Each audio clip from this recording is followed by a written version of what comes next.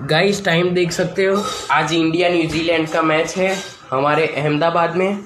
और मेरे पापा का कुछ प्रिडिक्शन है अबाउट इंडिया एंड न्यूजीलैंड के मैच के।